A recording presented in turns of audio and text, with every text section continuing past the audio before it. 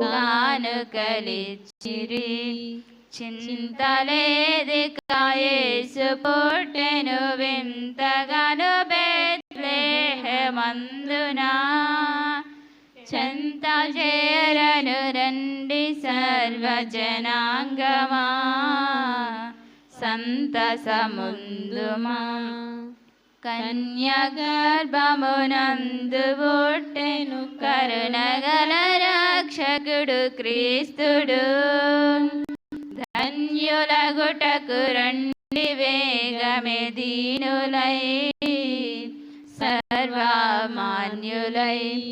ధన్యులగుటకు రండి వేగమే దీనులై, సర్వమాన్యులై. చింతలేదిక యేసు పుట్టెను వింతగాను బెత్లెహేమందునా. చెంత చేరను రండి సర్వజనాంగమా, సంతసముందుమా. పాపమెల్లను పరిహరింపను పరమరక్షకుడవతరించెను. దాపు చేరిన వారికిడుగడు భాగ్యము, మోక్ష భాగ్యము. దాపు చేరిన వారికిడుగడు భాగ్యము, మోక్ష భాగ్యము. చింతలేదిక యేసు పుట్టెను వింతగాను బెత్లెహేమందునా. చెంత చేరను రండి సర్వజనాంగమా, సంతసముందుమా. హల్లెలూయా.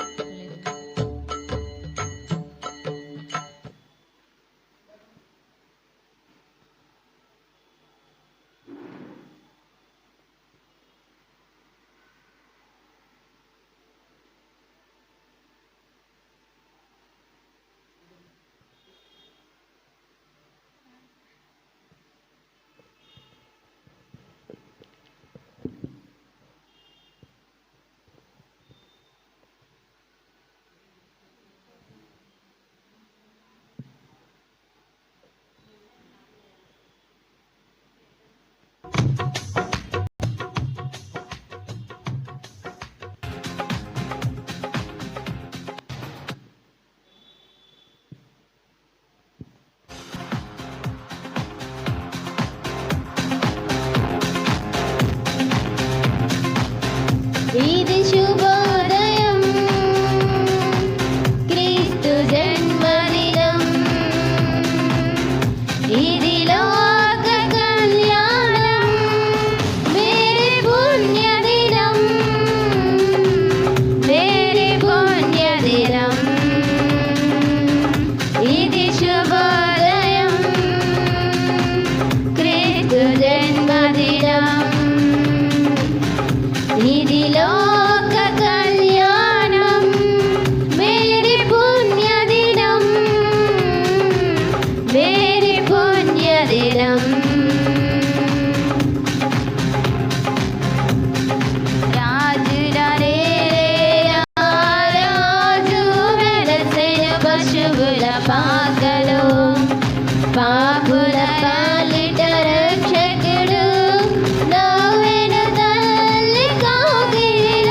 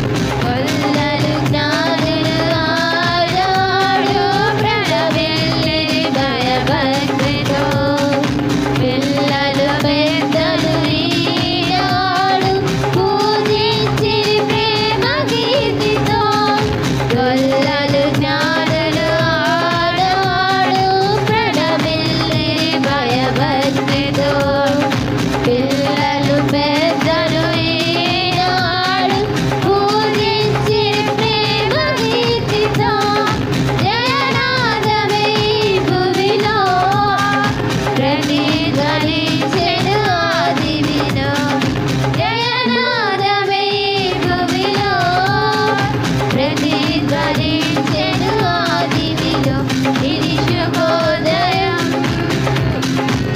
క్రీస్తు జన్మదినం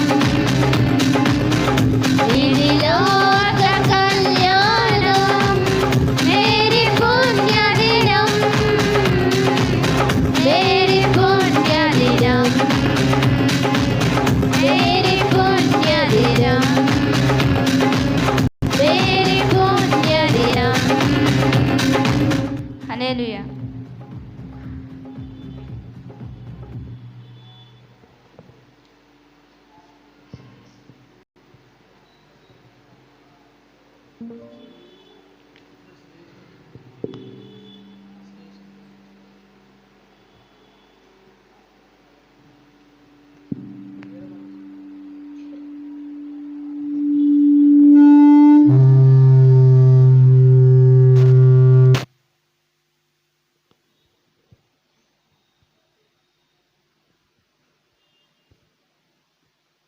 హల్లెలూయా.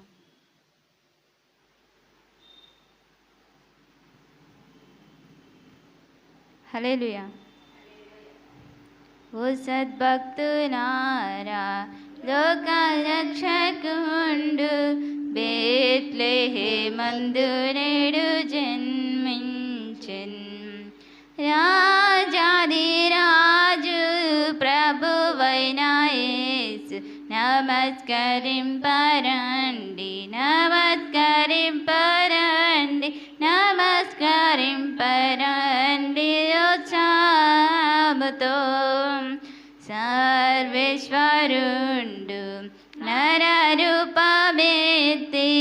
కన్యకు పుట్టి నేడు వేం చేసిన్ మానవ జన్మమెత్తిన శ్రీయేసు నీకు నమస్కరించి నీకు నమస్కరించి నీకు నమస్కరించి పూజింతుము ఓ దూతలారా ఉత్సహించి పాడి రక్షకుడైన యేసును స్తుతించుడి పరత్పరుండా నీకు స్తోత్రమంచు నమస్కరింపరండి నమస్కరింపరండి నమస్కరింపరండి ఉత్సాహముతో యేసు ధ్యానించి నీ పవిత్ర జన్మ ఈ వేళ స్తోత్రములర్పింతుము ఆనాది వాక్యమాయే నరరూప నమస్కరింపరండి నమస్కరింపరండి నమస్కరింపరండి ఉత్సాహముతో. హల్లెలూయా.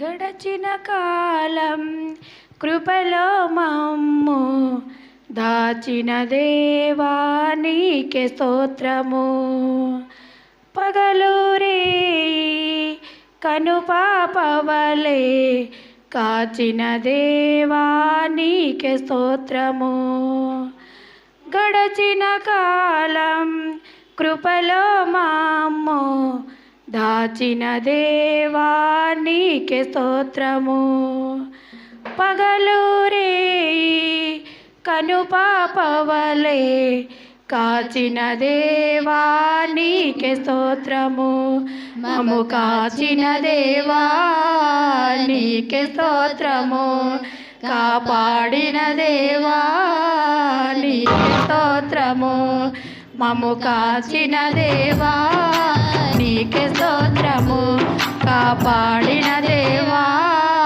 నీకే స్తోత్రము గడచిన కాలం కృపలో మమ్ము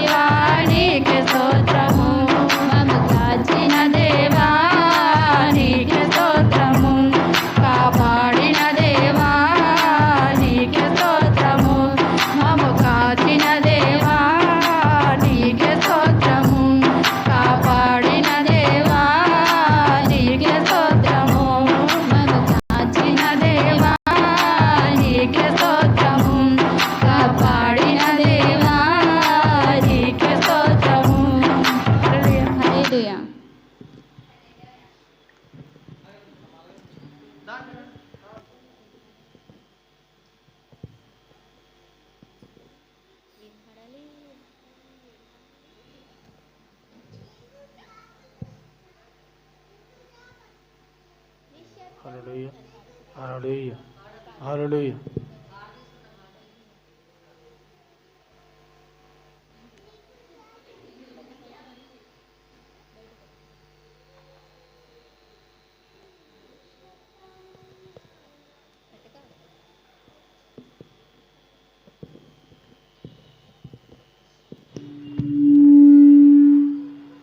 హల్లెలూయా. నిశ్శబ్దమైన రాత్రిలో నా గొప్ప సంగీతం వినిపించింది. అందంగా ఉన్న నింగిలో నా కొత్త నక్షత్రం కనిపించింది. నిశ్శబ్దమైన రాత్రిలో నా గొప్ప సంగీతం వినిపించింది. అందంగా ఉన్న నింగిలో నా కొత్త నక్షత్రం కనిపించింది. యేసయ్య జన్మ చాటించింది, తానున్న చోటు చూపించింది.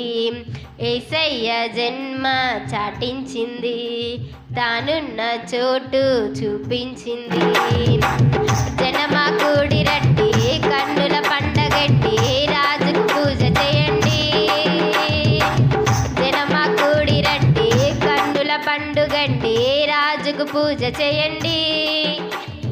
నిశ్శబ్దమైన రాత్రిలో నా గొప్ప సంగీతం వినిపించింది. అందంగా ఉన్న నింగిలో నా కొత్త నక్షత్రం కనిపించింది.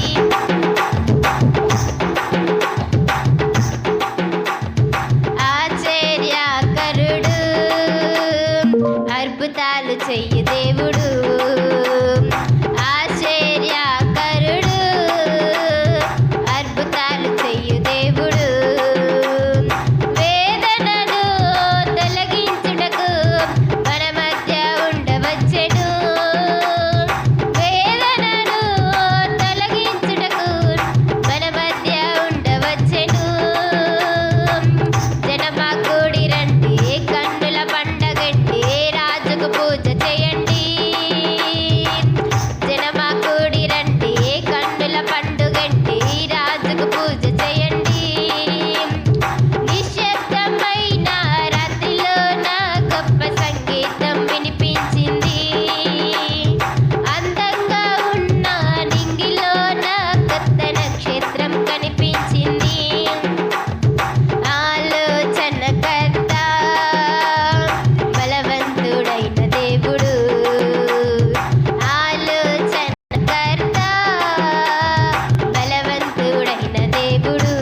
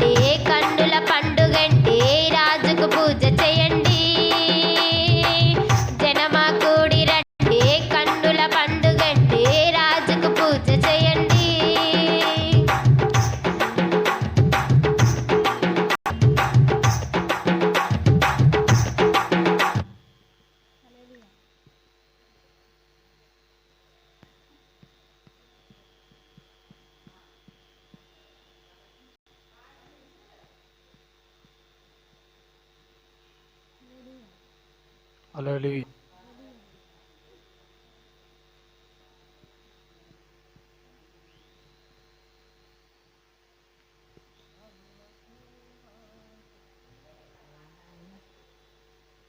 హల్లెలూయా. లేదా మన పుస్తకం నా పుస్తకం హల్లెలూయా. హల్లెలూయా. తీసామా?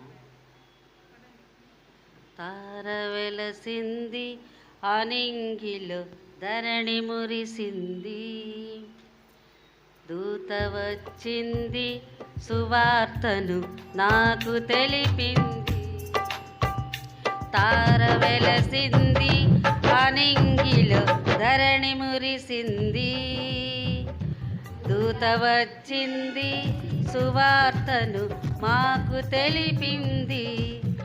రాజులకు రాజు పుట్టాడని, యూదుల రాజు ఉదయించాడని, రాజులకు రాజు పుట్టాడని, యూదుల రాజు ఉదయించాడని. తార వెలసింది అనింగిలో ధరణి మురిసింది, దూత వచ్చింది సువార్తను మాకు తెలిపింది. మందను విడచి మమ్మును మరచి మేమంతా కలిసి వెళ్ళాములే, ఆ ఊరిలో ఆ పాకలో స్తుతి గానాలు పాడాలిలే. మందను విడచి మమ్మును మరచి మేమంతా కలిసి వెళ్ళాములే, ఆ ఊరిలో ఆ పాకలో స్తుతి గానాలు పాడాలిలే. సంతోషమే ఇక సంబరమే, లోక రక్షణానందమే, స్తోత్రార్పణే మారారాజుకే, ఇది క్రిస్మస్ ఆర్భాటమే. తార వెలసింది అనింగిలో ధరణి మురిసింది, దూత వచ్చింది సువార్తను మాకు తెలిపింది. బంగారమును సాంబ్రాణియు బోళమును తెచ్చాములే, ఆ ఇంటిలో మా కంటిలో నిన్ను కనులారగాంచాములే. బంగారమును సాంబ్రాణియు బోళమును తెచ్చాములే, ఆ ఇంటిలో మా కంటిలో నిన్ను కనులారగాంచాములే. మా ఇమ్మానుయేలు నీవేనని నేను మనసారా కొలిచాములే, మా యోధుల రాజువు నీవేనని నేను కనపరిచి పొగిడాములే. తార వెలసింది అనింగిలో ధరణి మురిసింది, దూత వచ్చింది సువార్తను మాకు తెలిపింది.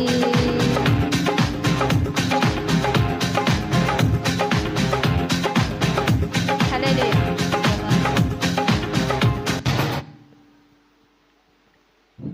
పశుశాలలో నీవు పవళించినావా, పరమాత్ముడవు నీవు. పసిబా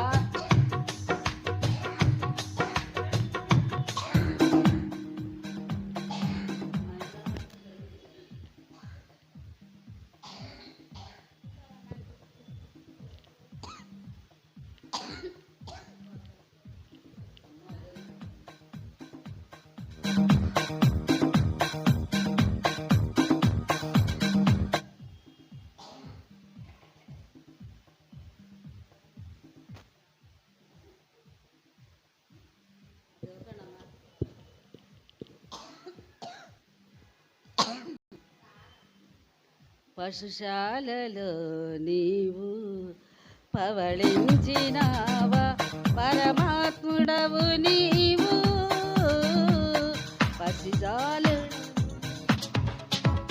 పసిబాలుడవు కావు, పశుశాలలో నీవు.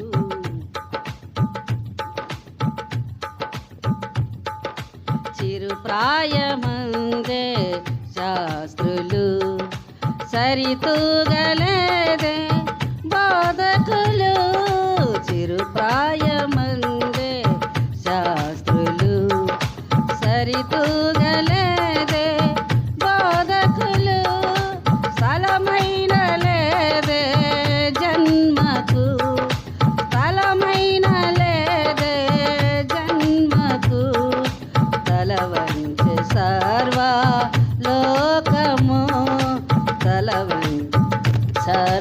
సర్వలోకము పశుశాలలో నీవు అవడించినావా పరమాత్ముడవు నీవు పసిబాలుడవు కావు పశుశాలలో నీవు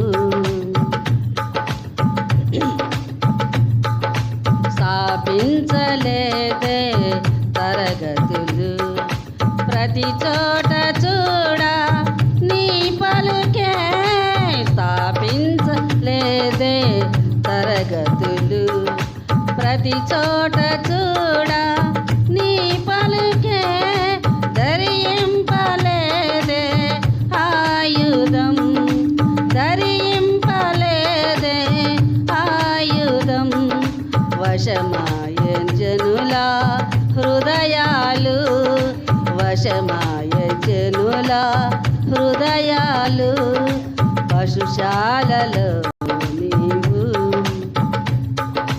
కవళించినావా పరమాత్ముడవు నీవు పశిబాలుడవు కావు పరమాత్ముడవు నీవు పసిబాలుడవు కావు పశుశాలలో నీవు పాపంబు మోసే కలువరిలో ఓడించినావు మరణమును పాపంబు మోసే కలువరిలో ఓడించినావు మరణమును మేఘాలలోన వెళ్ళినావు మేఘాలలోన వెళ్ళినావు త్వరలోనే భువికి తరలుచున్నావు త్వరలోనే భువికి తరలుచున్నావు పశుశాలలో నీవు పవళించినావా పరమాత్ముడవు నీవు పసిబాలుడవు కావు పరమాత్ముడవు నీవు పసిబాలుడవు కావు పశుశాలలో నీవు హల్లెలూయా.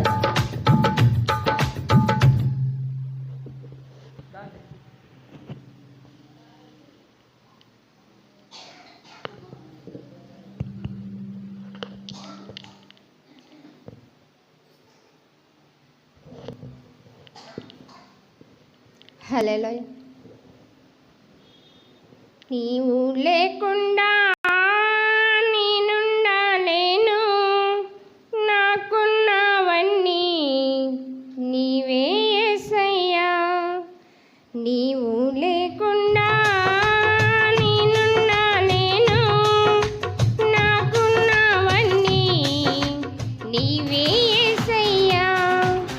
నా ప్రాణమా నా జ్ఞానమా నా ఊపిరి నీవే యేసయ్యా. నా ప్రాణమా నా జ్ఞానమా నా ఊపిరి నీవే యేసయ్యా. నీవు లేకుండా నేనుండలేను,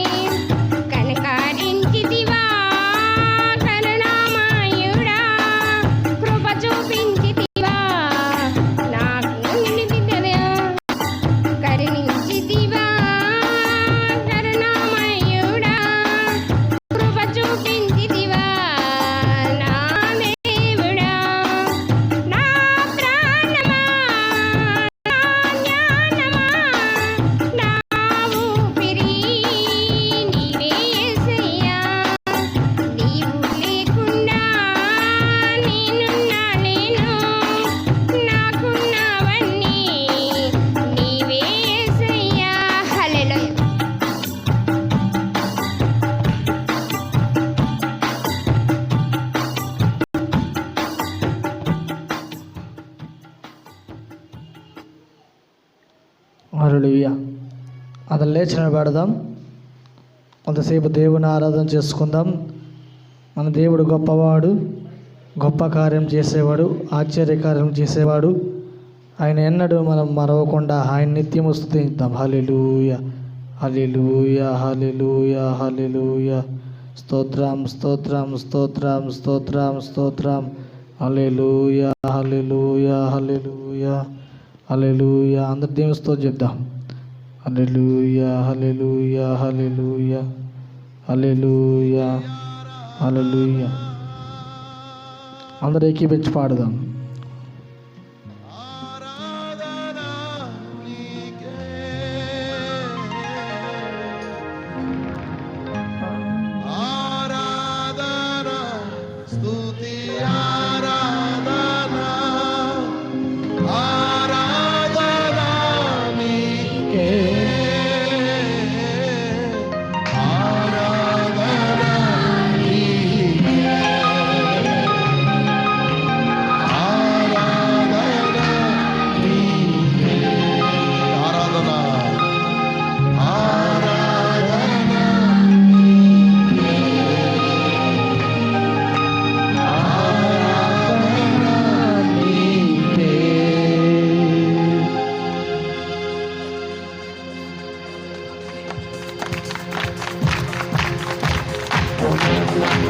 హల్లెలూయా. మాకు కాదు యెహోవా, మాకు కాదు, నీకే స్తుతి, మహిమ, ఘనత. హల్లెలూయా. హల్లెలూయా.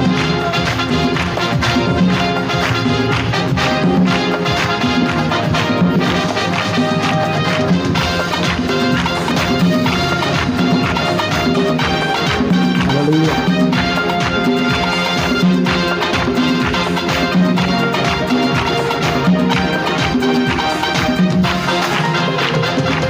మహిమ ఘనతకు అర్హుడవు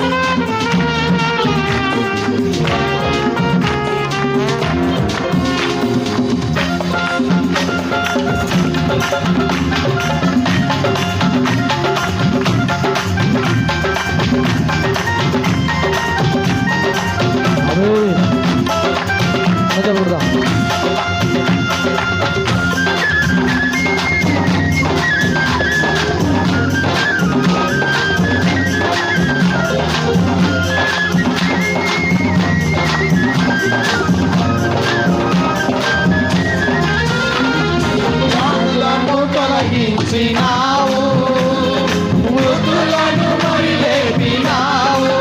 వ్యాధులను తొలగించినావు, మృతులను మరి లేపినావు. యెహోవా నీవా స్వస్థపరచుడు, యెహోవా రాఫా స్వస్థపరచుడు, నన్ను స్వస్థపరచుడు. ఆరాధన నీకే, ఆరాధన నీకే. అందరూ చెప్పలేదు.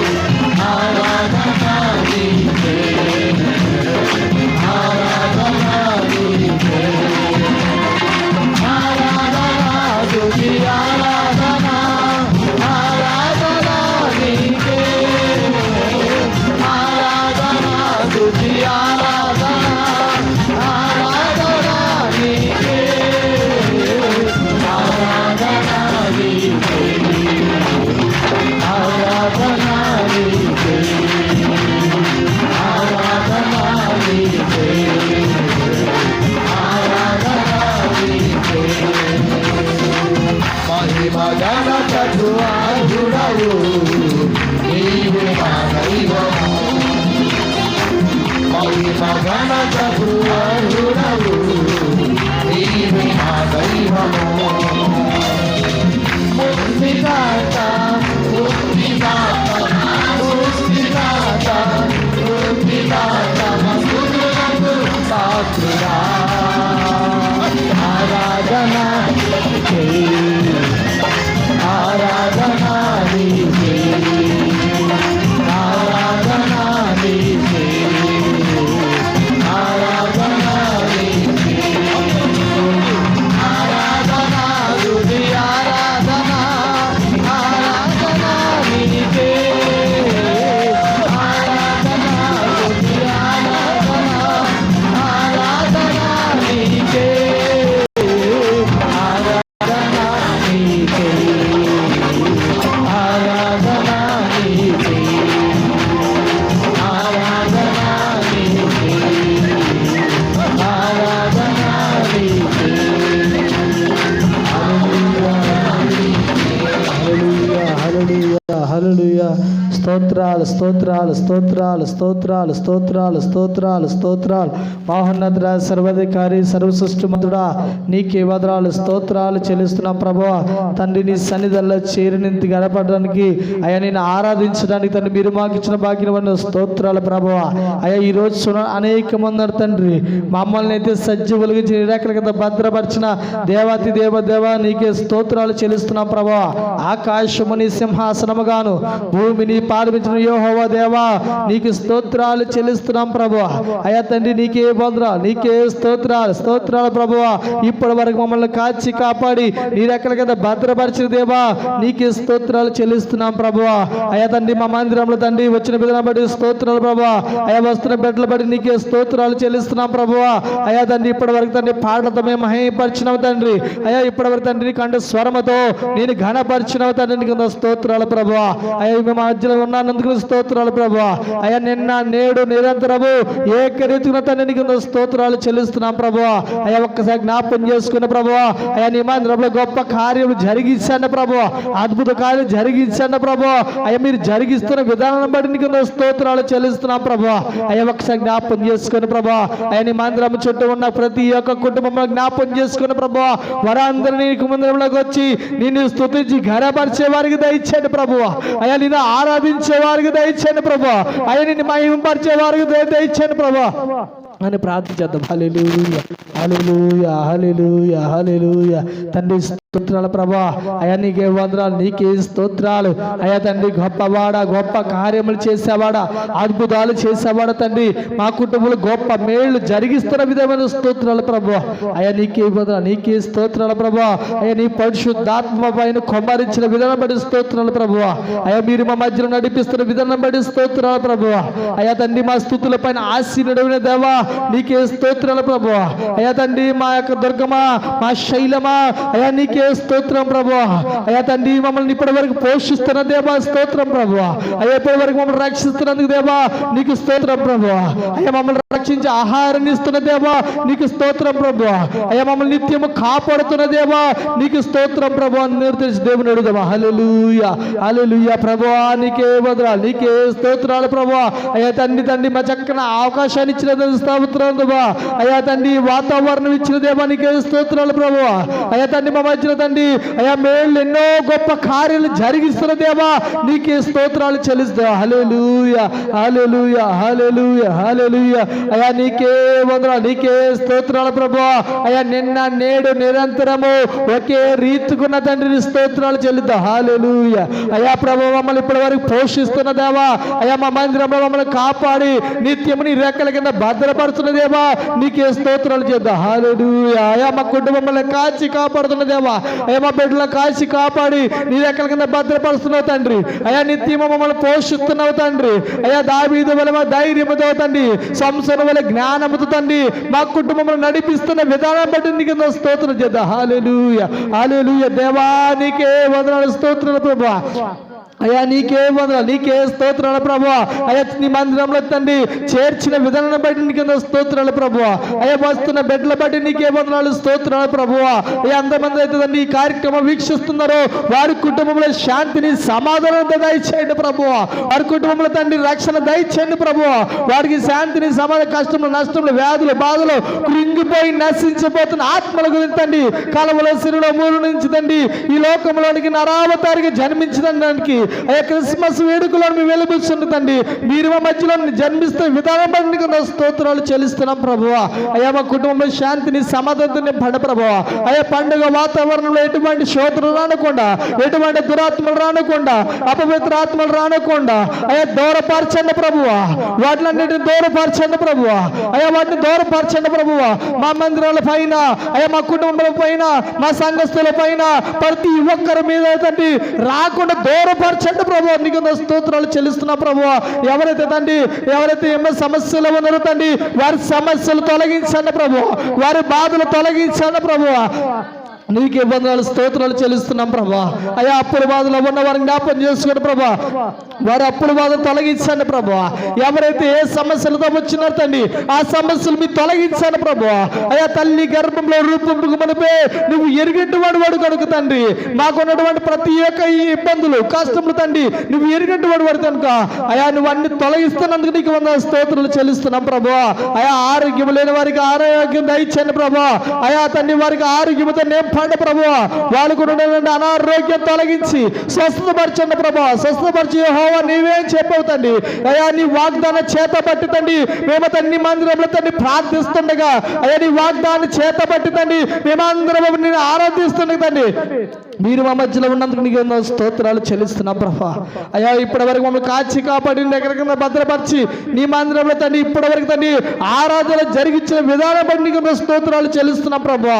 ఎంతమంది అయితే మాతో పాటు ఏకీభవించి పాలు పొందులు పొందారు తండ్రి వారు దీవించండి, ఆశ్రయించండి ప్రభువా. నీకే వందనాలు, స్తోత్రాలు చెల్లిస్తుందండి. అయ్యా వాక్యం బలపరచండి కానీ దాసుడితో మీరు మాట్లాడండి ప్రభువా. మాకు కావాల్సిన వర్తమానం మీరు దయచేయండి ప్రభువా. నీ ఆత్మతో నడిపించండి ప్రభువా. నీకే వందనాలు, స్తోత్రాలు చెల్లిస్తుంది. ఆది నుంచి అంతవరకు నోడి నడిపించమని మా ప్రభు రక్షకుడు యేసుక్రీస్తునామమున వేడుకున్నాం తండ్రి, ఆమేన్. అందరు దయచేసి కూర్చోండి.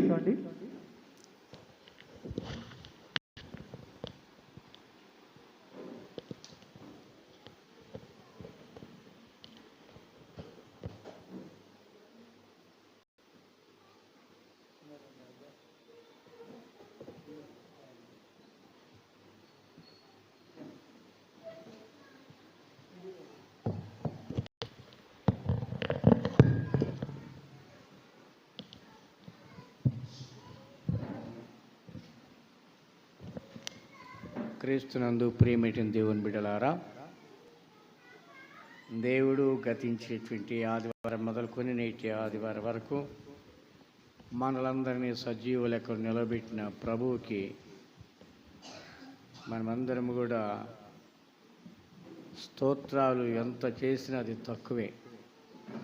కాబట్టి మన ప్రభువైన యేసుక్రీస్తు ప్రభువారికి మనము ఎల్లప్పుడూ కూడా కృతజ్ఞత కలిగి ఉండడానికి ఆయన సన్నిధానములో మనమందరం కూడా ధ్యానించుకునవలసిన వారమై ఉంటున్నామనే దేవునికి ఘనత మహిమ ప్రభావాలు కలుగులాగున దేవుని యొక్క సన్నిధానములో మనమందరం కూడా ఆయన స్తుతించవలసిన వారమై ఉంటున్నామని జ్ఞాపకం చేసుకుంటూ ఉన్నాం.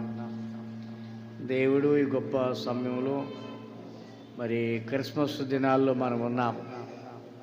మంచి సంతోషకరమైన దినాలు ఇవి. ఎటువంటి దినాలంటే సంతోషకరమైన దినాలు. ఈ క్రిస్మస్ లేక డిసెంబర్ నెలలో మనం చాలా సంతోషకరమైనటువంటి దినాల్లో మనం ఉంటున్నాం. ఈ సంతోషకరమైన దినాలు ఎట్లా ఉంటున్నాయో అని మనందరికీ బాగా తెలుసు. ఎందుకంటే క్రిస్మస్ పండుగను ఆచరిస్తున్నాం కాబట్టి ఆచరణములో అనేటువంటి మనందరము ఎంతో సంతోషంతో మనము నూతన వస్త్రాలను సిద్ధం చేసుకుంటాం, మంచి పిండి వంటలను సిద్ధం చేసుకుంటాం, బంధుమిత్రాదులకు మరి ఆశీస్సులు మనం పంపిస్తూ ఉంటాం. లేకపోతే మనకి కలిగేటువంటి ఈ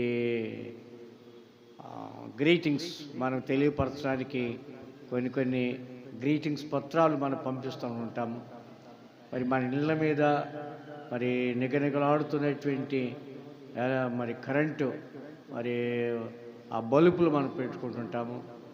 రకరకాలైనటువంటి రీతిగా మరి స్టార్సే కానీ మరి మన ఇండ్లలో మరి రకరకాలైనటువంటి వెలుగులతో మనం సంతోషపడుతూ ఉంటాం. ఇవన్నీ సంతోషానికి గుర్తుగా ఉంటున్నవి. సంతోషానికి గుర్తుగా అంటే క్రీస్తు ప్రభువారి యొక్క జన్మదినానికి ఇవన్నీ మనం చేసుకుంటూ ఉంటాం. ఏది లేకపోయినా కానీ మన కుటుంబంలో మరి శాంతి సమాధానాలు ఉండవు. ఏదైనా కానీ కుటుంబంలో సమాధాన సంతోషంతో కూడేటువంటి వాటిగా చేసుకుంటాం. కాబట్టి దేవుని యొక్క మరి కార్యములలో కూడా మనం ముందుకు మరి నడుస్తూ ఉండాలి. దేవుని కార్యములను మనం చేస్తూ ఉండాలి. దేవుని కార్యములు మనం చేస్తున్నామంటే దేవుని సన్నిధానములు ప్రార్థించుకోవటము, పరిశుద్ధమైనటువంటి గ్రంథాన్ని చదువుకోవటము, దేవుని యందు భయభక్తులు కలిగి ఆయన త్రోవలో నడవటము, ఆయన యొక్క ఆజ్ఞల్లో ఒకరినొక ప్రేమ కలిగి ఉండడం. ఈ విధంగా దేవుని యొక్క కార్యములలో మనం ఉన్నట్లయితే దేవుడు మనందరినీ కూడా ఎంతగానో ఆశీర్వదిస్తూ ఉంటాడు. కనుక మానవుని జీవితంలో ప్రభు యేసుక్రీస్తు ప్రభువారు ఆయన మొట్టమొదటగా ఎక్కడ ఉన్నాడంటే తన తండ్రి దగ్గర ఉన్నాడు. తన తండ్రి దగ్గర ఉన్నాడు. తన తండ్రితో తండ్రి ఏమైతే చేస్తున్నాడో ఆ పనులనే చూస్తూ ఆయన కూడా చేస్తూ ఉన్నాడు. అందుకొరకే దేవుని యొక్క వాక్యంలో వ్రాయబడుతున్న మాట ఏంటంటే ఆది యందు దేవుడు భూమి ఆకాశములను సృజించెను. దేవుడు భూమి ఆకాశములను సృజించినప్పుడు తన కుమారుడు యేసుక్రీస్తు ప్రభువారు కూడా అక్కడే ఉన్నాడు. తన తండ్రి దగ్గర యేసుక్రీస్తు ప్రభువారు అక్కడే ఉన్నాడు. భూమిని సృష్టించేటప్పుడు కూడాను ఆయన అక్కడే ఉన్నాడు. మానవులను సృష్టించినప్పుడు కూడా అక్కడే ఉన్నాడు. తండ్రి దగ్గరే ఉన్నాడు. తండ్రి యొక్క మాటలను, తండ్రి యొక్క పనులను ఆయన చేస్తూ ఉన్నాడు. అందుకొరకే మరి ఆది కాండములోనే ఆయన రాస్తున్న మాట అంటే మనము నరులను చేయుదుము అని చెప్పి అన్నప్పుడు తండ్రి కుమారుడు అక్కడే ఉన్నాడు. పరిశుద్ధాత్మ కూడా అక్కడే ఉన్నది. పరిశుద్ధాత్మ కూడా దేవుని దగ్గరే ఉన్నది. అందుకొరకే ఆది యందు వాక్యము ఉండెను, వాక్యము దేవుని యొద్ద ఉండెను, వాక్యమే దేవుడై ఉండెను. దేవుడైన వాక్యము యేసుక్రీస్తు ప్రభువారై ఉంటున్నాడని మనం జ్ఞాపకం చేసుకోవాలి. యేసుక్రీస్తు ప్రభువారు ఆయన వాక్యమై ఉంటున్నాడని జ్ఞాపకం చేసుకుంటాం. అందుకొరకే ఆ వాక్యము మా మధ్యకి వచ్చి ఉన్నది. ఆ వాక్యము ఎట్లాగ వచ్చినదంటే శరీరధారి అయి వచ్చినది. శరీరధారి అయి వచ్చినది. మరియమ్మ గర్భమున ఉద్భవించినప్పుడు, మరియమ్మ జన్మించినప్పుడు శరీర రూపముగా జన్మించినది. ఆత్మానుసారమైనటువంటి ప్రభువారు యెహోవా దేవుడు మరియమ్మ గర్భములు పరిశుద్ధాత్మతో నింపబడినప్పుడు ఆ పరిశుద్ధాత్మ దేవుడే, ఆ పరిశుద్ధాత్ముడే యేసుక్రీస్తు రూపములోనికి వచ్చినట్లుగా ఆ రూపములో ఉన్నటువంటి ఆ యొక్క క్రీస్తు ప్రభువారు శరీర ఆకార్యములు వచ్చినట్లుగా మనం జ్ఞాపకం చేసుకుంటాం. అందుకొరకే ఆయన శరీరధారి అయి వచ్చి కృపాసత్య సంపూర్ణుడిగా మన మధ్య నివసిస్తున్నాడని దైవ గ్రంథములో జ్ఞాపకం చేయబడుతుంది. కనుక యేసుక్రీస్తు ప్రభువారు మన మధ్య ఆయన నివసిస్తూ ఉన్నాడు. యేసుక్రీస్తు ప్రభువారు ఆయన మన మధ్య నివసిస్తున్నాడు. తండ్రి పంపితే వచ్చాడు. అందుకొరకే మరి అపోస్తలుడు పౌలు వ్రాస్తుంటాడు గలతీ వ్రాసిన పత్రికలో, కాలము పరిపూర్ణమైనప్పుడు దేవుడు తన కుమారుని పంపించాడంతే. కాలము పరిపూర్ణమైనది. ఏమి కాలం పరిపూర్ణమైపోయింది? ఏమిటి పరిపూర్ణమైపోయిందంటే పాపము పరిపూర్ణమైపోయినది. పాపము పరిపక్వం అయిపోయినది. పాపం పరిపక్వమైనప్పుడు మరణము కంటుంది.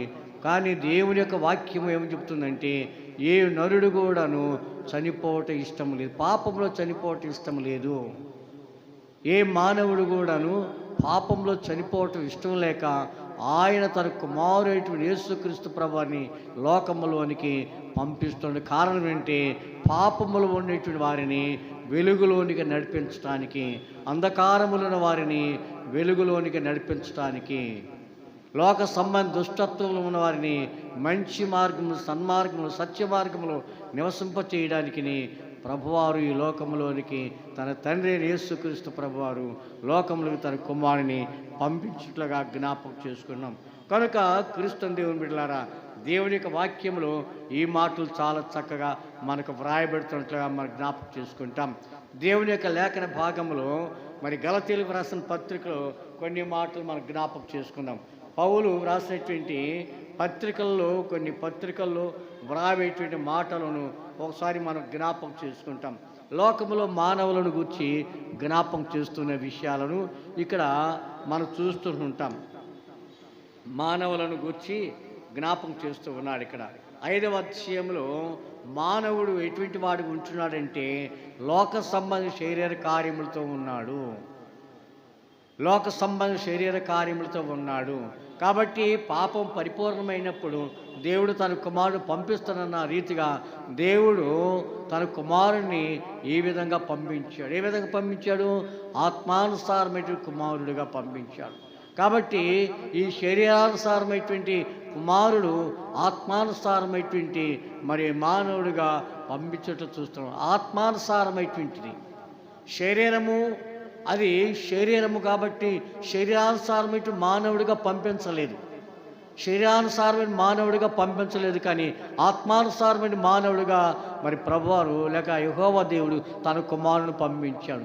శరీరానుసారమైన మానవుడు ఎట్లాగుంటున్నాడు, ఆత్మానుసారమైన మానవుడు ఎట్లాగుంటున్నాడు విషయాన్ని ఈ గలతీయులకు రాసిన పత్రికలో మనం చూడగలుగుతాం. కాబట్టి ఈ 5వ అధ్యాయంలో 19వ వచనంలో జ్ఞాపకం చేయబడుతుంది. ఎట్లాంటి వాడు మానవుడంటే మానవుని యొక్క మరి జీవితం ఎట్లాగుంటుందో అనే విషయాన్ని జ్ఞాపకం చేశాడు. ఎందుకంటే మానవుడు తలంపులతోనూ ఊహలతోనూ కేవలం పాపం చేస్తూ వచ్చాడు. కాబట్టి ఈ తలంపులు పాపం మరి ఊహలతో చేసేటువంటి పాపములన్నీ కూడాను ఆయన పరిహరించుటకు వచ్చాడు. కానీ ఆయన ఈ లోక సంబంధమైనటువంటి శరీరము ధరించేటువంటి ఈ మానవుడు ఆత్మ సంబంధమైనటువంటి ప్రభువారు మన ఆ శరీర సంబంధమైనటువంటి శరీరం ధరించాడు. కానీ ఆయన శరీరీతిగా ఉండలేదు. శరీర మానవుడిగా ఉండలేదు. శరీర తలంపులతో ఉండలేదు. శరీర ఊహలతో ఉండలేదు. శరీర కార్యములతో ఉండలేదు.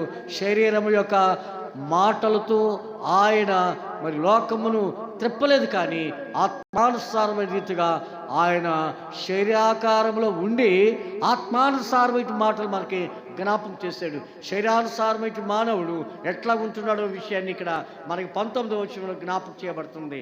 శరీర కార్యములు స్పష్టమైనవి, అవేవనగా జారత్వము, అపవిత్రత, కామకత్వము, విగ్రహారాధన, అభిచారము, ద్వేషము, కలహము, మత్సరములు, క్రోధములు, కక్షలు, భేదములు, విమతములు, అసూయలు, మత్తతులు, అల్లరితో కూడిన ఆటపాటలు మొదలైనవి.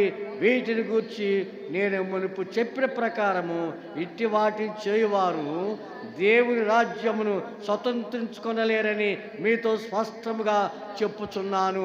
ఇది శరీర సంబంధమైనటువంటి మానవుడు ఈ విధంగా జీవిస్తూ ఉన్నాడు కనుక నేను పరలోకం నుండి వచ్చినాను. పరలోక తండ్రి నన్ను భూలోకంలో పంపించాడు. ఈ భూలోకంలో పంపించే పరలోకపు తండ్రి మిమ్మల్ని అందరినీ కూడాను నేను మరలా మిమ్మల్ని అందరినీ కూడా పరలోక రాజ్యంలోనికి వారసులుగా చేసుకున్నకు పరలోక రాజ్యంలోనికి మిమ్మల్ని అందరినీ తీసుకువెళతాను అని చెప్పి అంటున్నాడు. తీసుకువెళ్ళేటువంటి మరి తీసుకువెళ్ళక ముందుగా ఆయన అంటున్నాడు కదా, ఇగో మీ శరీరంలో, మీ యొక్క తలంపులో, మీ ఊహల్లో, మీ ఉద్దేశంలో ఇవన్నీ ఉన్నాయి కాబట్టి అవన్నిటిని తీసివేసుకుని వాటిని జ్ఞాపకం చేస్తున్నాడు. వాటన్నిటిని తీసివేసుకోమని జ్ఞాపకం చేస్తున్నాడు. 22వ వచనంలో జ్ఞాపకం చేసుకోను. ఆత్మఫలములు ఏమనగా ప్రేమ, సమాధానము, సంతోషము, దీర్ఘశాంతము, దయాళత్వము, మంచితనము, విశ్వాసము, సాత్వికము, ఆశా నిగ్రహము ఇవి కలిగి ఉండాలంట. ఇవి ఈ విధంగా శరీర కార్యములు కాదు కానీ ఆత్మానుసారమైన రీతిగా మనము కలిగి ఉండాలని జ్ఞాపకం చేస్తున్నాడు. ఇవి శరీరానుసారమైనవి కావు, ఆత్మానుసారమైనటువంటివి. ప్రేమ కలిగి ఉండటము ఆత్మానుసారమైనది, సంతోషం కలిగి ఉండటం ఆత్మానుసారమైనది, మరి సమాధానము కలిగి ఉండటం ఆత్మానుసారమైనది, దీర్ఘశాంతం కలిగి ఉండటము ఆత్మానుసారమైనటువంటిది, దయాళత్వమును, మంచితనమును, విశ్వాసమును, సాత్వికమును, ఆశా నిగ్రహమును అనే మాట జ్ఞాపకం చేశాడు. ఇవన్నీ కూడాను దేవుని సంబంధమైనటువంటివి కాబట్టి ఈ విధంగా జీవించమని ఆయన జ్ఞాపకం చేస్తున్నాడు. కానీ శరీరానుసారమైనటువంటి రీతిగా ఉండవద్దు. వాటి వలన మానవుడు అంధకారమైనటువంటి అగ్ని గుండంలోనికి వెళ్ళిపోతాడు, అంధకారమైన చీకట్లోనికి వెళ్ళిపోతాడు, వాడు నశించిపోతాడు. కానీ ప్రభు నశించిపోట ఆయనకి ఇష్టం లేదు. అందుకొరకే యేసుక్రీస్తు ప్రభువారు ఈ లోకంలోనికి రావడానికి నశించిన దానిని వెదకి రక్షించుట కొరకై ఆయన లోకంలోనికి వచ్చాడు. నశించిపోతున్న ఆత్మలను రక్షించుట కొరకు, ఆత్మలను రక్షించుట కొరకు ఆయన లోకంలోనికి వచ్చాడు. మానవుడు నశించిపోట ఇష్టం లేదు. కారణం ఏంటంటే తన రూపమును ధరింప చేసుకున్నాడు. మానవులకు తన పోలికనిచ్చాడు, మానవులకు దేవుని యొక్క తలంపులు ఇచ్చాడు, మానవులకు దేవుని ఊహలను ఇచ్చాడు, మానవులకు దేవుని యొక్క మరి ప్రేమనిచ్చాడు, మానవులకు దేవుని యొక్క సంతోషాన్ని ఇచ్చాడు, ఆనందాన్ని ఇచ్చాడు, సమాధానం ఇచ్చి ఇవన్నీ ఈ విధంగా ఉన్నాయి. ఈ విధంగా జీవించమని జ్ఞాపకం చేస్తున్నాడు. కాబట్టి కీర్తన మిళ్ళారా, దేవునికి వాక్యములో ఆఖరిగా 22వ వచనంలో ఆఖరి మాటను మనం జ్ఞాపకం చేసుకుందాం. ఆఖరి మాట ఏముంది అక్కడ? ఆశా నిగ్రహము. ఏంటంటే అది ఆశా నిగ్రహం, ఇంద్రియ నిగ్రహములు అంటారు. ఆశా నిగ్రహాన్ని ఇంద్రియ నిగ్రహములు అంటున్నారు. ఇంద్రియ నిగ్రహములు అనే మాటకు అర్థం ఏమిటి అనే విషయాన్ని మనం జ్ఞాపకం చేసుకుంటే, ఇంద్రియ నిగ్రహములు ఏ నిగ్రహం అండి? ఇది ఇంద్రియ నిగ్రహములు అన్నాడు. ఈ ఇంద్రియ నిగ్రహములను మనం ధరింపు చేసుకోవాలంట. ఇంద్రియ నిగ్రహములను ధరింప చేసుకోవాలి, సమాధానమును ధరింప చేసుకోవాలి, సంతోషాన్ని ధరింప చేసుకోవాలి, ప్రేమను ధరింప చేసుకోవాలి, మంచితనాన్ని ధరింప చేసుకోవాలి, సాత్వికమును ధరింప చేసుకోవాలి. అయితే ప్రభువారు కోరుతున్న మాట ఏంటంటే ఇంద్రియ నిగ్రహమును, ఆశా నిగ్రహమును ధరింప చేసుకోవాలి. ఇంద్రియ నిగ్రహం అనే మాటకి అర్థం ఏమిటంటే శరీర కోరికలను అదుపులో పెట్టుకొనుట అని అర్థం. శరీర కోరికలను అదుపులో పెట్టుకొనుట. మానవుడు శరీర కోరికలు ఉన్నప్పుడు వాటిని అదుపులో పెట్టుకోవాలి. శరీర కోరికలను అదుపులో పెట్టుకోవాలి. శరీర కోరికలో ఇంద్రియ నిగ్రహములో మరి దేవుని యొక్క వాక్యంలో జ్ఞాపకం చేసిన రీతిగా మనకి పంచేంద్రియములు మనకు ఉన్నవి. మనకేమున్నాయండి? పంచేంద్రియములు ఉన్నవి. ఈ పంచేంద్రియములు చేసేటి పని ఏమిటంటే రంగులు చూపిస్తుంది, రుచులు చూపిస్తుంది, వాసన చూపిస్తుంది. తర్వాత శ్రావణములు చూపిస్తుంది. శ్రావణం అంటే మీకు తెలుసు కదా, అంటే చెవిటి వారు పెట్టుకునేటువంటి శబ్దం ఇచ్చేటువంటి అంటే చెవులు, ఈ శబ్దాన్ని చూపిస్తుంది. తర్వాత స్పర్శ అనేది చూపిస్తుంది. శరీరానికి స్పర్శ. ఇప్పుడు మనకి వర్షం పడుతుంది, మన శరీరం పడినప్పుడు ఏమైపోతుంది? స్పర్శ కలుగుతుంది. అప్పుడు మనకేమవుతుంది? నేను తడిసిపోతున్నా అని అర్థమైపోతుంది. ఇప్పుడు మన ఈ యొక్క చలికాలం మనకు వచ్చింది. ఈ చలికాలంలో మనం ఎన్ని దుప్పట్లు కప్పుకున్నా ఏం చేసినా కానీ ఆ చలి మన మీద పడినప్పుడు స్పర్శ కలుగుతుంది. అంటే ఈ స్పర్శ అనేటువంటిది 5వ భాగం. అంటే మన పంచేంద్రియములలో స్పర్శ, శ్రావణము, వాసన, రుచి, తర్వాత ఏంటి? రంగు. అంటే మనం నల్లవాళ్ళము తెల్లవాళ్ళము అనే రంగును, తర్వాత రుచి, మన నోటికి రుచి మనకు తెలుస్తుంది. ఏమి తింటే ఏమి తినకపోతే ఎట్లా ఉంటుందో అనే విషయాన్ని కూడా మనకు తెలుస్తుంది. రుచి, ఇది తినవచ్చా ఇది తినకూడదని చెప్పి మన యొక్క నాలుక దాన్ని తెలియపరుస్తుంది. కాబట్టి వాసన, ఇది దుర్వాసన వస్తుందా లేకపోతే మంచి వాసన వస్తుందని మన యొక్క ముక్కును తెలియపరుస్తుంది. కాబట్టి ఈ యొక్క చెవులు కూడాను మనకి శబ్దం వినపడుతుందా శబ్దం వినపడటం లేదా, ఇవన్నీ కూడాను పంచేంద్రియాలు మనకే ఉన్నవి. ఈ పంచేంద్రియాలు మనలను ఏం చేస్తున్నాయంటే వాటిలో మనకి ఏం కలిగజేస్తుంది? వాటన్నిటి కలిసి పంచేంద్రియాలు అన్నాడు. ఈ పంచేంద్రియాలు ఎట్లా ఉండాలంటే ఆశా నిగ్రహముగా ఉంచుకోవాలి. ఈ పంచేంద్రియాలను ఆశా నిగ్రహముగా ఉంచుకోవాలంటే ఆ యొక్క మానవుని యొక్క శరీరము ధరించుకునేటువంటి ఈ మానవుడు, శరీరం ధరించుకునేటువంటి ఈ మానవుడు అదుపులో పెట్టుకోవాలి. కానీ యేసుక్రీస్తు ప్రభువారు శరీరం మానవుడిగా వచ్చిన తర్వాత ఆయన సమస్తం కూడా అదుపులో పెట్టుకున్నాడు. ఆయన అదుపులో పెట్టుకున్నాడు కనుకనే ఆయన ఈ మాటలు మనకు జ్ఞాపకం చేస్తున్నాడు. ఆయన రుచి అంటే ఏమిటో తెలియదు, ఆయన రంగు అంటే ఏమిటో తెలియనట్లుగానే, వాసన అంటే ఏమిటో తెలియనట్లుగానే, శ్రావణం అంటే ఏమిటో తెలియనట్లుగానే, స్పర్శ అంటే ఏమిటో తెలియనట్టుగానే ఉన్నట్లుగా మనకు జ్ఞాపకం. అంటే వాటన్నిటి ఆయన మరి అవన్నీ కూడా కావాలని ఊహించటం లేదు. ఆయన ఒకటి లోకమును ప్రేమించటమే ఆయనకి తెలుసు. అందుకొరకచ్చాడు, నా కుమారులారా నా కుమార్తెలారా, నేను నా యొక్క కోరిక ఏమిటంటే తండ్రి యొద్దకు మిమ్మల్ని అందరినీ నేను తీసుకుని వెళ్ళాలి.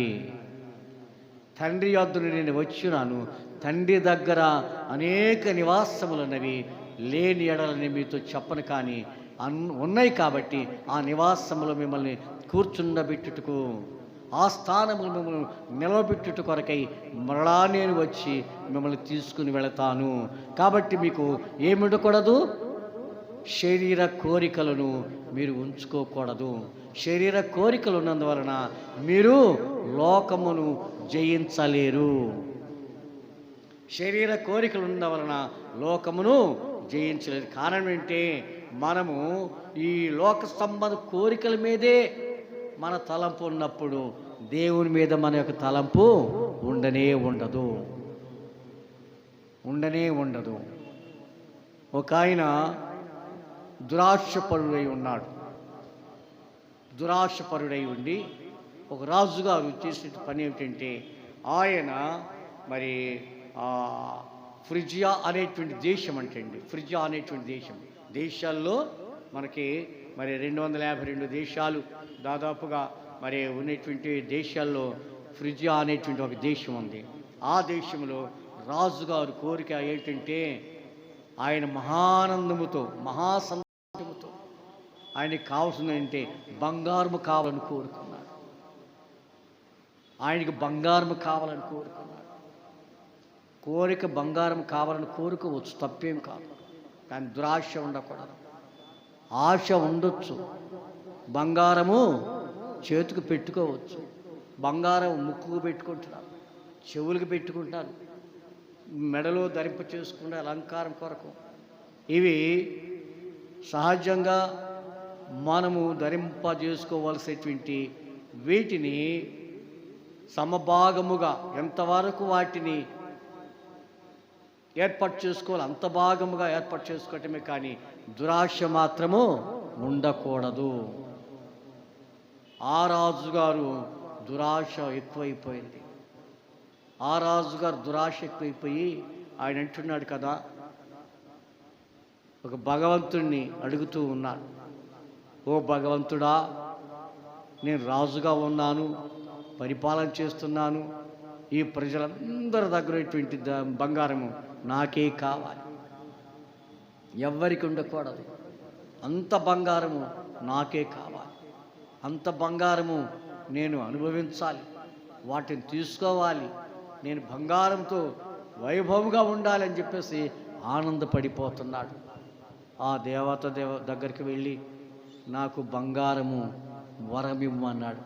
ఏమిటా వరం అంటే, నేను పట్టుకున్నదల్లా బంగారం అయిపోవాలి, నేను పట్టుకున్నదల్లా బంగారం అయిపోవాలి, సరే తీసుకో అని చెప్పేసి ఆ దేవత బంగారపు వరము ఇచ్చేసింది.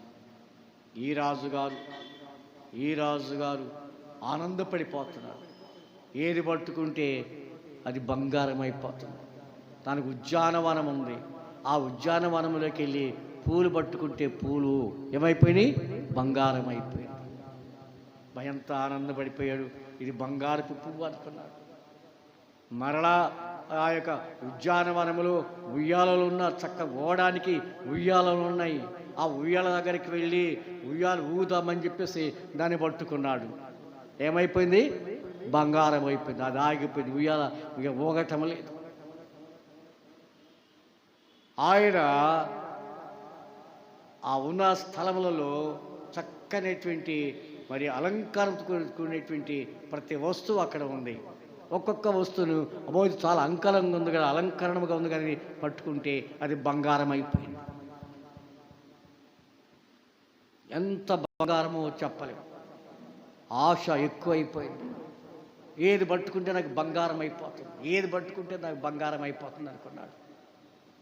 ఆఖరికి ప్రజలు కనపడుతుంటే వాళ్ళని పట్టుకున్నాడు, వాళ్ళు బంగారం అయిపోయారు. ఆయన కూర్చునేటువంటి కుర్చీని పట్టుకున్నాడు, అది బంగారం అయిపోయింది. దేని పట్టుకుంటే అది బంగారం అయిపోయింది. ఆయన ఆఖరికి మరి మానవుడే కదా, రాజుగారు మానవుడే కాబట్టి ఆ మానవుడు ఆకలైంది, ఆకలి తీర్చుకుందామని చెప్పి అన్నం దగ్గరికి వెళ్ళాడు.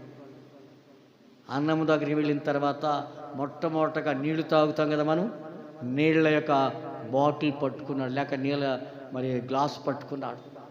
ఆ గ్లాసులో ఉన్న నీళ్లు బంగారం అయిపోయింది, గ్లాసు బంగారం అయిపోయింది. ఏం తాగుతాడు? ఆహారాన్ని పట్టుకున్నాడు, ఆహారం బంగారం అయిపోయింది. అప్పుడు అనుకున్నాడు, ఏమిట్రా నేను పట్టుకుంటే బంగారం ప్రతి అయిపోయింది, ఇది చాలా మంచి కోరిక కాదు, ఇది మంచి కోరిక కాదు అని చెప్పి తాను దుఃఖపడుతూ తనకు తాను చాలా విచారపడుతూ ఉన్నాడు. కాబట్టి క్రీస్తు దేవునిలారా, దేవుని యొక్క వాక్యములో ఏది పట్టుకుంటే అంటే ఏది ఈ రాజుగారు పట్టుకుంటే అది బంగారం అయిపోయింది, ఇది ఇప్పుడు పెద్ద చిక్కులో పడిపోయాడు.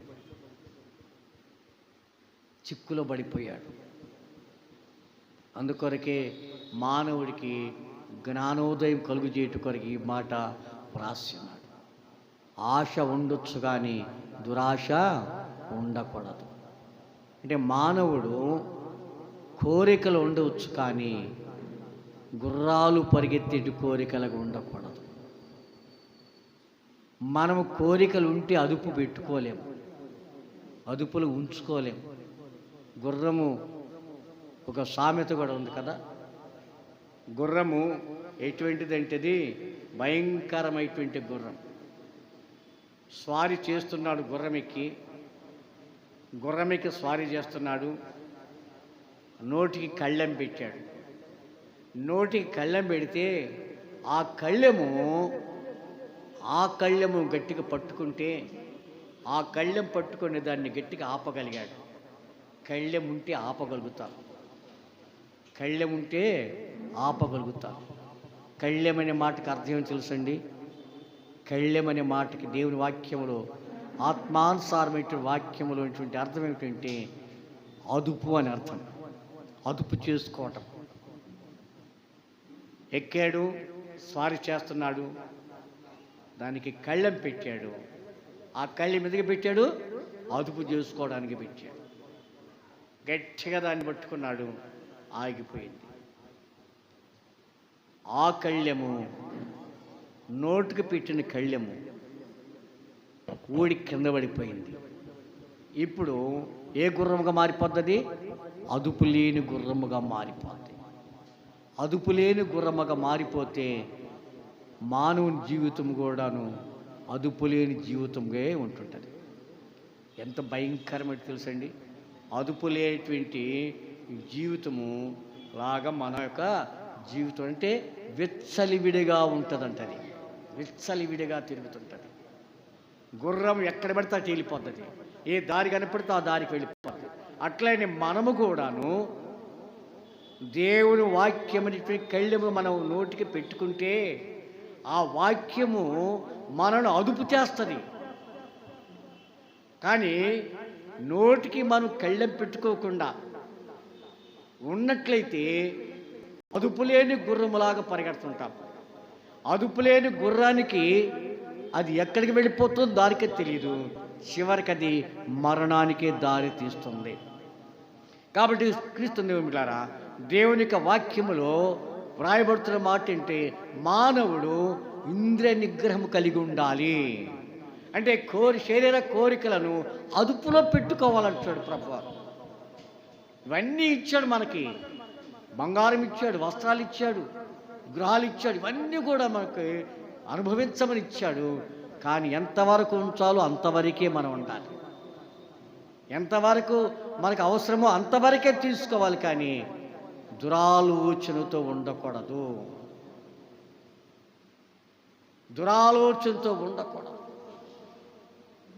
దుర్బుద్ధి మనకు ఉండకూడదు. దాని మీద పేరాశ ఉండకూడదు. ఫలానా వాళ్ళు ఫలానా రీతిగా సంపాదించుకున్నారు, ఫలానా రీతిగా ఫలాన్ని కొనుక్కున్నారు, ఫలానా రీతిగా ఫలాంది ఉంది, వారికంటే గొప్పవారికి ఉండాలని నీ కోరిక ఉండకూడదు. నీకు ఎంతవరకు ఉంచాలో అంతవరకే ఉండాలి. దేవుని యొక్క వాక్యములు కూడా జ్ఞాపకం చేయబడి అందుకొరకే ప్రభు అంటాడు, అయ్యా అపోస్తలుడు పౌలుతో మాట్లాడుతాను, మానవులకి అన్నీ నేను ఇచ్చాను, అనుభవించమని ఇచ్చాను. కానీ ఎంతవరకు ఉండాలి? నువ్వు ఎంతవరకు నువ్వు వాటిని ఉపయోగించుకోవాలి అంతవరకే ఉపయోగించుకోవాలి. ఒకవేళ కానిటువంటి ఉపయోగించుకోకపోతే మితిమీరి, ఇప్పుడు మన శరీరానికి రోగం వచ్చింది, శరీర బలహీనతలు వచ్చినవి, మితిమీరి మందులు వేసుకుంటే ఏమైపోతుంది చెప్పండి? మితిమీరి వేసుకుంటే ఏమవుద్ది? మితిమీరి వేసుకుంటే ఏమైపోద్ది అమ్మా? ఈ రోగం కంటే ఆ రోగం ఎక్కువైపోతుంది. ఎక్కువ వేసుకోకూడదు. మొన్న నేను ఓ ప్రాంతానికి వెళ్ళినప్పుడు ఒక వ్యక్తిని కలుసుకున్నాను, మన ఏలూరులోనే. మరి ఆ వ్యక్తిని కలుసుకొని మాట్లాడినప్పుడు, అయ్యా మీ ఆరోగ్యం ఎట్లా ఉందంటే, అయ్యా నా కిడ్నీస్ ఇప్పుడు దెబ్బతిన్నవి అన్నాడు. నా ఆరోగ్యం బాగాలేదండి, నా కిడ్నీలు దెబ్బతిన్నవి. ఏమిటి అని చెప్పేసి అడిగా. ఎందుకు తిన్నాయండి అట్లంటే, మితిమీరి నేను మందులు వేసుకున్నాను. అంటే నొప్పులకు కలిగేటువంటి ట్యాబ్లెట్స్, ఇంజెక్షన్ నేను తీసుకున్నాను. నొప్పి తగ్గిపోద్దని, బాగా నడుము నొప్పి వచ్చేస్తుంది, ఆ నొప్పులకు 1, 2, 3 తీసుకోవాలంట. అంతకు మించి తీసుకుంటే కిడ్నీలు రెండూ పాడైపోతాయి. ఇప్పుడు నాకు కిడ్నీలు పాడైపోయినవి అని అంటున్నాడు. మితిమీరి తీసుకుంటే, ఎక్కువ తీసుకుంటే తగు మాత్రం, అందుకొరకే ప్రతి మెడిసిన్ మీద రాస్తారు. తగు మాత్రము ఎంతవరకు తీసుకోవాలి అంతవరకే తీసుకోవాలంట. ఏ మెడిసిన్ అయినా కానీ. తిండిపోతుడు బాగా తిన్నాడు అనుకోండి, మితిమీరి తిన్నాడు అనుకోండి, ఏమైపోతాయండి? మా దగ్గర ఒక సేవకుడు వచ్చాడు, మనం మీటింగ్లు పెట్టాం. క్రింద ఉన్నప్పుడు కమ్మవారి షాపులో మీటింగ్లు పెట్టినప్పుడు వచ్చాడు ఒక ఆయన.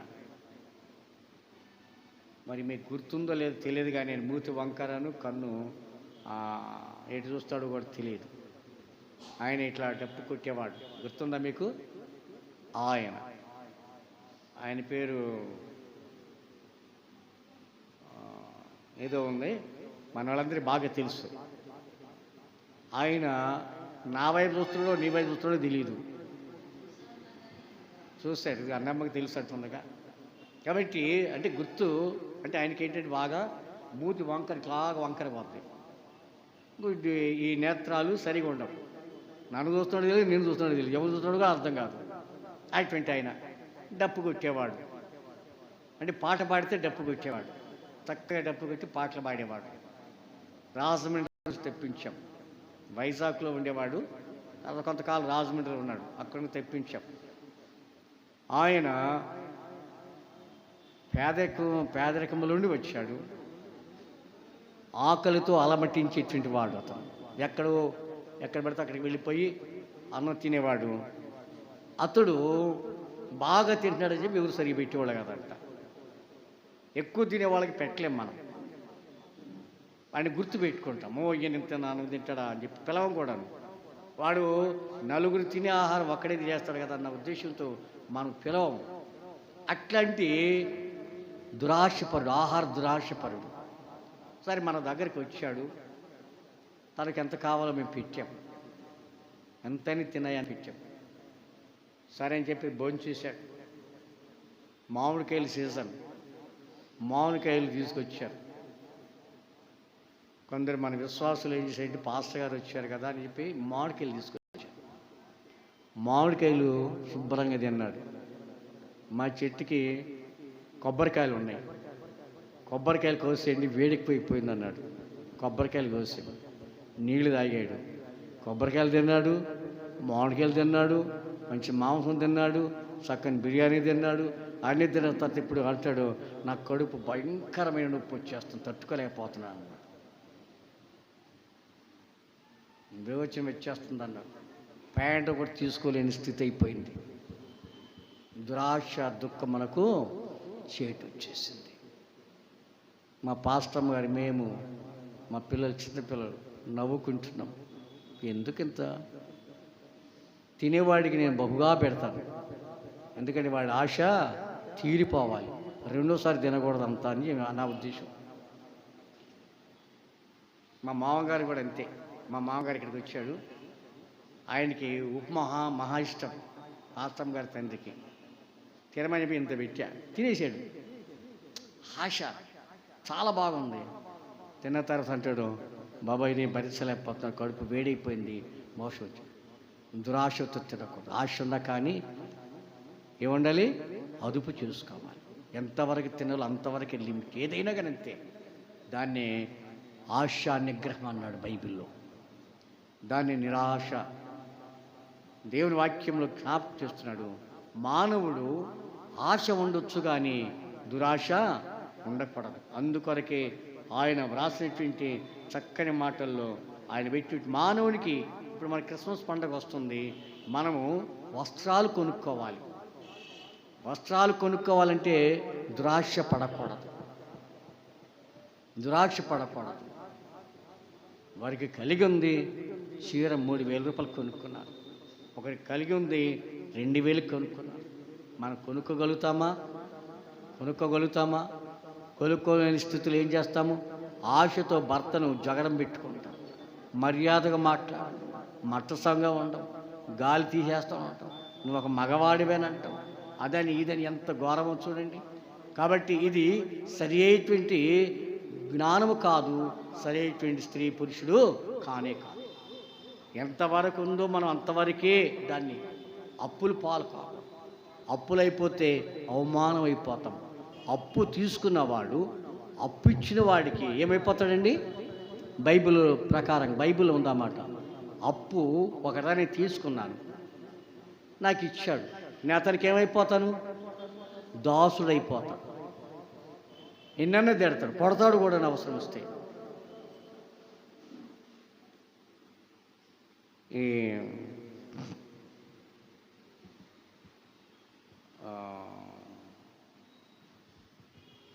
మా బంధువురాలు చిలకరూరుపేటలో ఉంది. భర్త మున్సిపాలిటీలో పనిచేస్తాడు, ఆయనకి 40,000 రూపాయలు జీతం.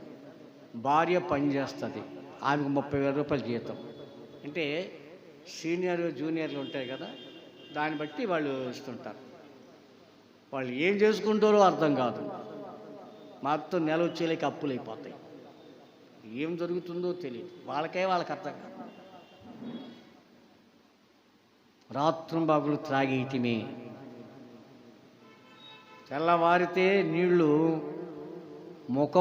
నీళ్లతో మనం ముఖం కడుక్కుంటాం. వాళ్ళు దేంతో కడుక్కుంటారు తెలుసండి? సారాలతోనూ బ్రాందీలతో కడుక్కుంటారు. ఓసారి నేను వెళ్ళాను, వాళ్ళ ఇంటి నిండా కూడా సీసాలు ఉన్నాయి, ఖాళీ సీసాలు. ఏంటి మీ ఇంట్లో సారా సీసాలు ఉన్నాయేంటి, బ్రాండ్ సీసాలు ఉన్నాయంటే అడిగా. అవి ఏమి లేదు అని చెప్పేస్తాను, నాకు సరే తెలియదు వాళ్ళ గురించి. సరే అని చెప్పేసి ఎడు చూసినా సీసాలే కనపడతాయి, ఖాళీ సీసాలు తాగేసి ఉంటారు. నేను వచ్చానని కొద్దిగా అదుపుతో ఉన్నారేమో. కానీ తర్వాత అప్పులోళ్ళు వచ్చారు. సాయంకాలం అప్పులోళ్ళు వచ్చి, ఏమండి పలానావిడి పలానాయన ఎక్కడున్నాయంటే వాళ్ళు దాక్కున్నారు. నాకు చెప్పారు, ఇదిగో మీరు మాత్రం చెప్పొద్దండి, అప్పులోళ్ళు వస్తారు, ఇప్పుడు సమయం, అప్పులోళ్ళు వచ్చే సమయం అయింది, వాళ్ళు వస్తారు, మాది ఏలూరు, మేము పలానా పాస్టర్ గారు అని చెప్పండి, వాళ్ళు ఎవరు మాకు సరిగ్గా తెలియదు అంటే, ఎక్కడికి వెళ్ళిపోయారు మాకు తెలియదు అని చెప్పేసి అనమని చెప్పన్నారు. సరే నాకెందుకు ఇంత కథ అంత ఎందుకు అని చెప్పేసి నేను ఇంట్లో నుంచి బయటికి వెళ్ళలేక గుమ్మలో ఉన్నారు. ఈ ఇంటి వాళ్ళు ఎక్కడికి వెళ్ళారని అడిగారు. తలకి ఉంచుకొని బయటికి వెళ్ళిపోయాను. నేనెందుకు చెప్పాలి? నాకు ఆలోచన వచ్చింది, ఏమి చెప్పకుండా బయటికి వెళ్ళిపోయాను. ఏం జరుగుతుందో అని చెప్పేసి ఇక్కడి నుంచి ఆ పక్కన కొంచెం దూరం ఉంది కదా ఆ రోడ్డుకి దగ్గర, అంటే ఇంటికి దానికి కొద్దిగా దగ్గరలో నిలబడ్డాను. గట్టిగా పిలుస్తున్నాను. ముగ్గురు వచ్చారు, లోపలికి వెళ్ళారు, చొక్క పట్టుకు లాక్కొచ్చాడు, జమాకుట్లు కొడుతున్నారు అంతే, ఇంకా చచ్చు పుచ్చేం లేదు. ఆ దెబ్బతో నేను భయపడిపోయాను. ఆ గుమ్మం తొక్కకూడదు అనుకున్నాను. అటు నుంచి అటు వెళ్ళిపోయాను. నేను ఇక ఆ ఇంట్లోకి వెళ్ళాల. కొట్టారండి. అప్పు ఇచ్చిన వాడు అప్పు తీసుకున్న వాడికి ఏమైపోతాడు? దాసోహం అయిపోతాడు. డబ్బు ఎందుకు తీసుకున్నా, కట్టలేనివాడివి ఎందుకు తీసుకున్నావు? దయచేసి అటువంటి అవమానాలు పడిపోతాం. దురాశ ఉండకూడదు. ఆశ ఉండొచ్చు, ఏదైనా కొనుక్కొని ఆశ ఉండొచ్చు. ఎంతవరకు ఆశ ఉండాలి? అంతవరకే. ఎంతవరకు మనము ఉండాలి? అంతవరకే. అందుకొరకు ప్రభు అంటున్నాడు కదా, నిగ్రహ శక్తి మీకు ఉండాలి. మీ శరీరమును మీ స్వాధీనంలో పెట్టుకోవాలి.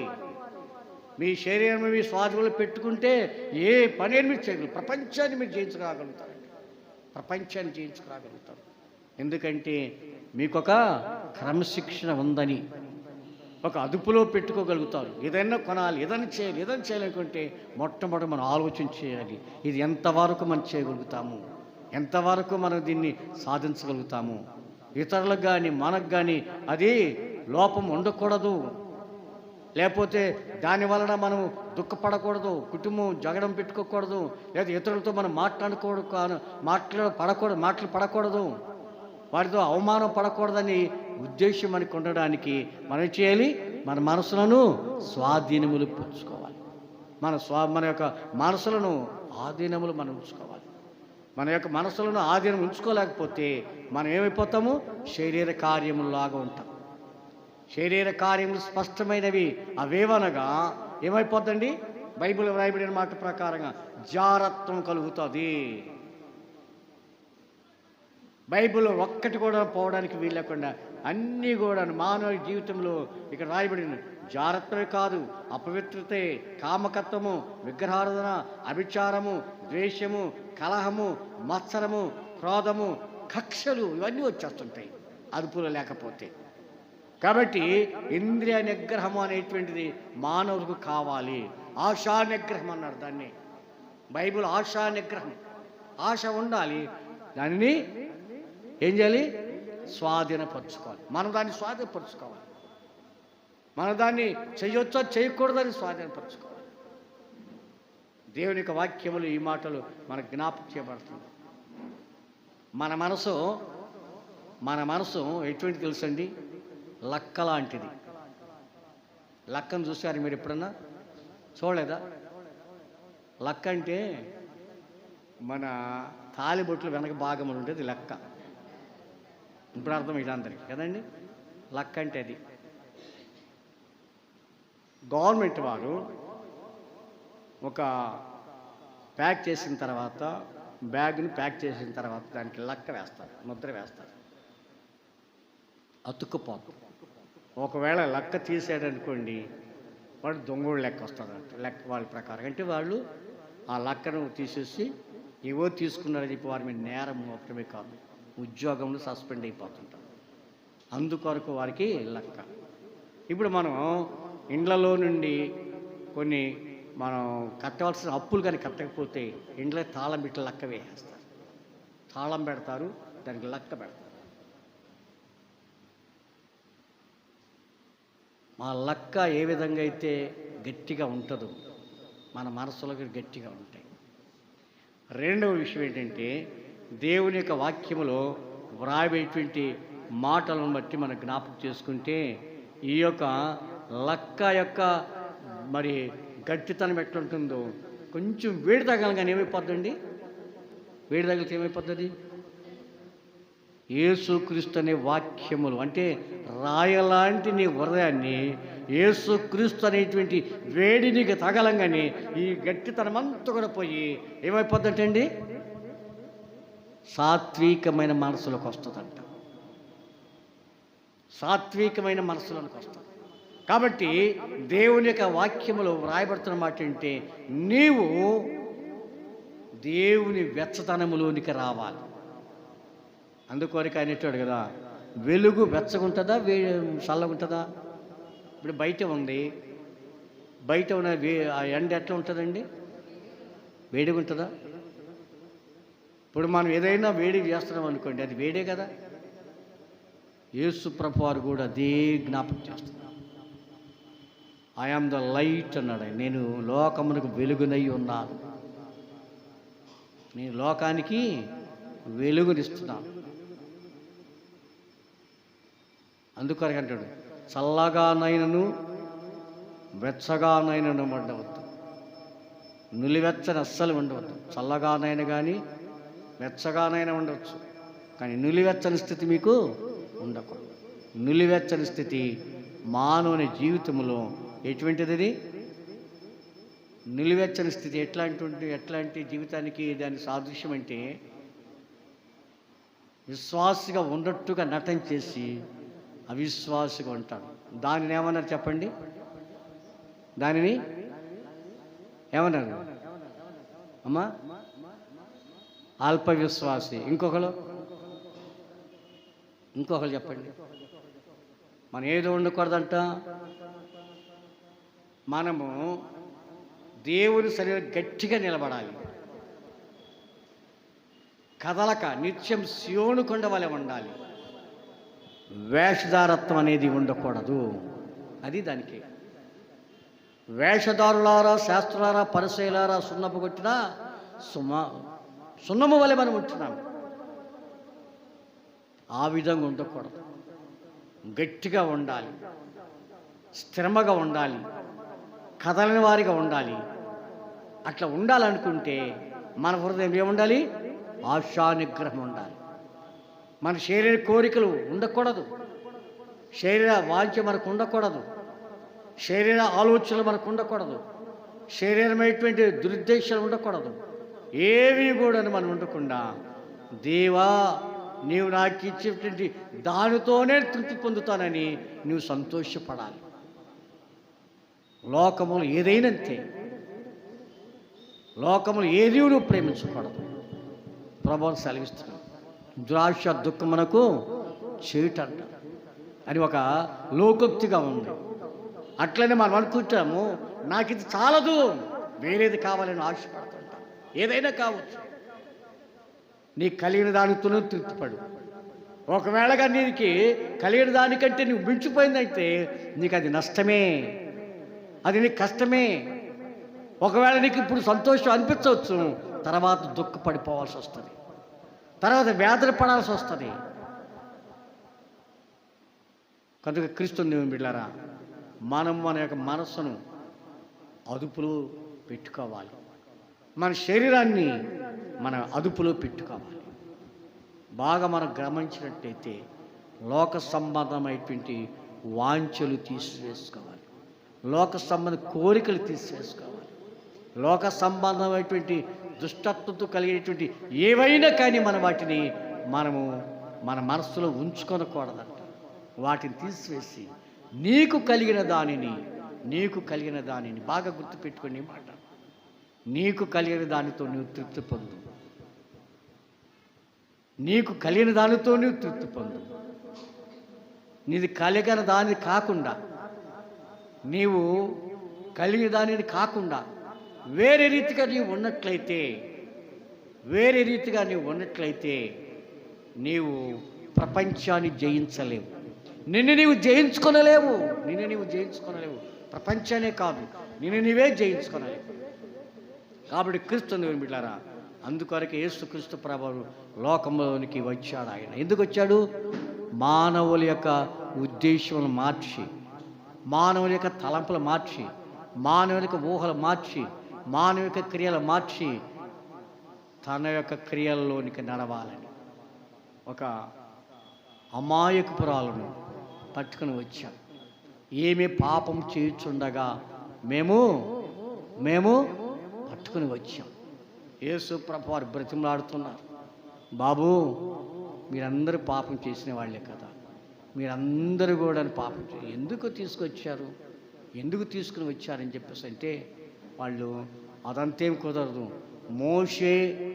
మోషే గ్రంథములో పాపం చేసిన వాడిని రాళ్ళతో కొట్టి చంపమన్నారు. నువ్వు కొట్టి చంపుతావో వదిలేస్తావో, వదిలేస్తే ఏమవుతుంది? మోషే గ్రంథాన్ని విసర్జించిన వాడు అవుతాడని. మోషే గ్రంథం లెక్క చేయలేదు, దేవదృష్టిలో చేస్తున్నాడని ఆయన నెపం వేయొచ్చు అని చెప్పి ఆలోచన చేశాడు. ఆలోచనకర్త ఆయన ఎవరండి? ఆలోచనకర్త, బలవంతుడైన దేవుడు, సమాధానకర్త. చూడండి ఎన్ని చక్కగా ఉన్నాడు ఆయనకి, అన్ని బిరుదులు కలిగిన వాడు, అన్నీ మరి కలిగినటువంటి ఆయన దగ్గరికి వచ్చి ఈమె పాపం చేర్చుండగా దేవుడు ప్రభు యేసుక్రీస్తు ప్రభువారు దైవ మానవుడు దేవుని యొక్క స్వరూపంగా ఆయనలో ఉంది, క్షమించాడు ఆమెను. ఇప్పుడు అంటున్నాడు కదా, ఎవరైతే ఆమె మీద రాయి వేయాలనుకుంటారో ముందుగా రెండని చెప్పి ఆయన వంగి వాళ్ళ మీద వ్రాసాడు. వంగి తన యొక్క జీవితాన్ని అక్కడ రాశాడు. పాస్టర్ గారు, సాల్మన్ పాస్టర్ గారు, నీ పేరు నాకు తెలుసు, నువ్వెక్కడ పుట్టావో, ఎక్కడున్నావో, ఎక్కడ ఏ చరిత్ర చదువుతున్నావో నాకు తెలుసు, నువ్వే స్థితిలో ఉన్నావో, ఏ స్థలములో ఉన్నావో, ఏ గొంతులో ఉన్నావో, ఏ పట్టణములో ఉన్నావో, ఏ మరి విశ్రాంతి